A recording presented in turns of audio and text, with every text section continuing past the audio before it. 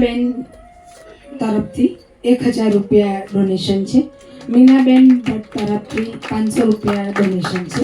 ખૂબ તાળીઓ થઈ જાય. અંજનાબેનને હું રિક્વેસ્ટ કરીશ કે સ્ટેજ ઉપર આવે અને યોગેશભાઈ એમને ગિફ્ટ આપે. આવો આવો આવો, ચલો ચલો ચલો, આવી જાઓ આવી જાઓ આવી જાઓ. ત્યાં ઓકે ઓકે ઓકે, ઉભા રહો 1 મિનિટ.